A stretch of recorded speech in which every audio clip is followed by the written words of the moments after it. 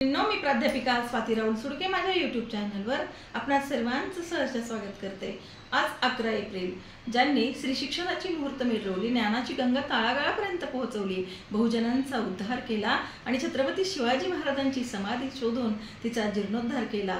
पहिली शिवजयंती साजरी करण्याचं भाग्य ज्या महापुरुषांनी आम्हाला दिलं, अशा क्रांतीसूर्य महात्मा ज्योतिबा फुले यांना आज जयंतीनिमित्त कृतज्ञतापूर्वक अभिवादन करते आणि क्रांतीसूर्यांच्या संक्षिप्त जीवनकार्याचा आढावा या ठिकाणी घेण्याचा छोटासा प्रयत्न करते। 11 एप्रिल 1827 ला चिमणाबाई आणि गोविंदराव फुले या दाम्पत्याच्या पोटी क्रांतीसूर्यांचा जन्म झाला। जन्म झाल्यानंतर 10-12 महिन्याचे असतानाच चिमणाबाई साहेबांचं निधन झालं आणि गोविंदराव फुलेंनी पुन्हा बहुपत्नीत्वाची पद्धत अस्तित्वात असून सुद्धा पुन्हा विवाह केला नाही। म्हणजेच गोविंदराव फुलेंची जी मावस बहीण होती सगुणात्या क्षीरसागर, या सगुणात्या क्षीरसागरनेच महात्मा ज्योतिबा फुले आणि राजाराम फुले या दोघा उभयता बंधूंचं संगोपन केलेलं आपल्याला दिसून येतंय। कारण तत्कालीन व्यवस्थेत विधवेला पुन्हा विवाह करण्याचा अधिकार समाज व्यवस्थेने नाकारलेला होता। बालविधवा असलेल्या स्त्रीला आपलं आयुष्य तसंच अंधाऱ्या कोठडीसारखं त्या ठिकाणी जगावं लागत होतं। कसं होतं स्त्रीचं जगणं? चुल मुलांनी पतीचं गुलाम, पती मागे सती जाणे हेच होते काम। ज्योतिबांची ज्योती जर उजळलीच नसती, आज आम्हा स्त्रियांची दुर्दशाच ही असती। माता सावित्रीबाई जर का तू नसती, अशा जीवन जगत असताना अनंत वेदनांनी यातनांनी भरलेलं स्त्रीचं आयुष्य होतं। म्हणजे नरक यातना ही स्त्री भोगत होती। अशा व्यवस्थेत या क्रांतीसूर्याचा जन्म झालाय आणि समस्त स्त्रियांना एक क्रांतिकारक आणि शिक्षणाचा मार्ग या क्रांतीसूर्यांनी आणि क्रांतीज्योतींनी दाखवलेला आपल्याला त्या ठिकाणी दिसून येतोय। क्रांतीसूर्य जसे लहानचे मोठे होत होते, एका उच्चवर्णीयाच्या मित्राच्या लग्नाच्या मिरवणुकीमध्ये सहभागी झाले आणि मिरवणुकीमध्ये सहभागी झाल्यानंतर या उच्चवर्णीय समाजाने त्या ठिकाणी त्यांचा अपमान केला। अरे, हा कुंभट शूद्र उच्चवर्णीयांच्या मिरवणुकीमध्ये सामील झालाच कसा? या कुंभट शूद्राला उच्चवर्णीयांच्या मिरवणुकीमध्ये सामील होण्याचा अधिकार कोणी दिलाच कसा? अशा पद्धतीचे शब्दवान क्रांतीसूर्यांच्या कानावर ऐकू आले आणि घरी तसेच लालगुंद अवस्थेमध्ये क्रांतीसूर्य, डोळे लाल लाल झालेले, जसा काही डोळ्यातून लाव्हारस पाझरतो की काय अशी अवस्था झालेली आणि प्रश्न विचारू लागले, अरे हे कोण समजतात भूदेव? स्वतःला भूदेव समजण्याचा अधिकार यांना दिला कोणी आणि हे कसले भूदेव?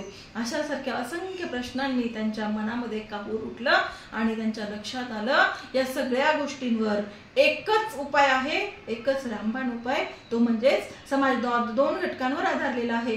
एक घटक स्त्रियांचा, एक घटक पुरुषांचा। त्यापैकी जो 50% घटक आहे तो स्त्रियांचा घटक, यांना ज्ञानी करणं, हुशार करणं, यासाठी शिक्षणाचा क्रांतिकारक मार्ग क्रांतीसूर्यांनी अवलंबायला सुरुवात केली। त्यासाठी अहमदनगरला मिसेस फेरार, आजचं जे अहिल्यानगर जिल्हा झालाय, तिथे ख्रिश्चन मिशनरी मिसेस फेरारबाई त्या ठिकाणी मुलींना शिक्षण देण्याचं काम करत होती। त्या मिसेस फेरारबाईचं मार्गदर्शन करून क्रांतीसूर्य पुण्याला परतले आणि 1 जानेवारी 1848 ला पुण्याच्या बुधवार पेठेतील अण्णासाहेब भिडे यांच्या वाड्यातील एक खोली भाड्याने घेऊन पहिली मुलींची शाळा त्या ठिकाणी सुरू झाली। एका पाठोपाठ एक। तुम्ही म्हणताल क्रांतीज्योती सावित्रीबाई फुले त्या शाळेवर शिकवायला गेल्या, तसं उत्तर नाहीये मित्रमैत्रिणींनो, कारण तोपर्यंत आमची माऊली साक्षर झालेलीच नव्हती। पहिल्या शाळेवर शिकवायला क्रांतीसूर्य महात्मा ज्योतिबा फुले गेले आणि मग नंतर त्याच वर्षी 1848 रोजी क्रांतीसूर्यांनी आपली पत्नी क्रांतीज्योती सावित्रीबाईंना त्या शेतात मध्ये मातीच्या धुळपाटीवर कपाशीच्या काडीच्या मदतीने अत्यंतेपर्यंतची मुळाक्षरं गिरवली। अंकगणित त्या ठिकाणी मग कपाशीची बोंड असतील, शेंगा असतील यांच्या मदतीने शिकवलं आणि क्रांतीज्योती साक्षर झाल्या। पुन्हा अहिल्यानगर शहराचा इतिहास येतोय। तिथं अमेरिकन ख्रिश्चन मिशनची स्त्रियांना शिक्षण देणारी एक प्रशिक्षण संस्था होती। त्या प्रशिक्षण संस्थेमध्ये क्रांतीसूर्यांनी 1849 ते 1851 या 2 वर्षाच्या कालावधीसाठी क्रांतीज्योतींना त्या ठिकाणी शिक्षिकेचं प्रशिक्षण घेण्यासाठी पाठवलंय। क्रांतीज्योतींनी ते यशस्वी प्रशिक्षण पूर्ण करून पुण्याला परतल्यात। 3 एप्रिल 3 जुलै 1851 तो दिवस या क्रांती नायिकेने उंबरठा ओलांडलाय आणि समस्त स्त्री जातीला सुटकेचा कायमस्वरूपी श्वास त्या ठिकाणी मिळवून दिलाय। व तुम्हाला माहित आहे का या समाजाने त्यांना किती छळलंय, किती त्रास दिलाय। मग काय, अंगी सहन करून शेण चिखलांचा मारा, दिन दुबळ्या अबलांना दिला हक्काचा निवारा, असे कितीतरी कार्य क्रांतीसूर्यांनी आणि क्रांतिज्योती महात्मा फुले आणि क्रांतिज्योती सावित्रीबाई फुले यांनी आपल्या आयुष्यभर त्या ठिकाणी केलेले आपल्याला दिसून येतात। या निमित्तानं मला एवढंच त्या ठिकाणी म्हणावंसं वाटतं की खरंच सावित्री माऊली नसती, क्रांतिसूर्य नसते तर आमच्या स्त्रियांची परिस्थिती काही फारशी बदलली नसते।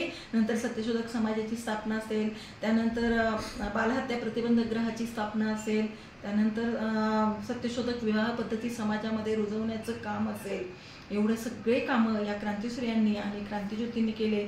समाजामध्ये असणारी जी अंधश्रद्धा आहे ती अंधश्रद्धा उकळून टाकण्याचं काम सुद्धा या दोघंही समाजसुधारकांनी, या दोघंही पती पत्नींनी केले। संसार सुखाची व्हावे, माझ्या समाजाची व्हावे, माझ्या लेकींची व्हावे, यासाठीच हे दाम्पत्य आयुष्यभर रखडलेलं आपल्याला दिसून येत आहे। आणि म्हणून समस्त स्त्रियांना एक आवाहन करू इच्छिते की समस्त स्त्रियांनी क्रांतिज्योतींनी आपल्याला जी काही शिक्षणाची, ज्ञानाची गंगा आपल्यापर्यंत, घरापर्यंत, दारादारापर्यंत पोहोचवली, त्यांच्या ऋणातच राहणं आपलं कर्तव्य त्या ठिकाणी आहे असं मला त्या ठिकाणी वाटतं। आणि शेवटी जाता जाता एवढंच म्हणते, सरकारी हुद्द्यावर पोरगी बसली असती का, फुले सावित्री नसती तर मुलगी शिकली असती का। माझा व्हिडिओ जर आपल्याला आवडला तर नक्कीच लाईक, सबस्क्राईब आणि शेअर करा। धन्यवाद।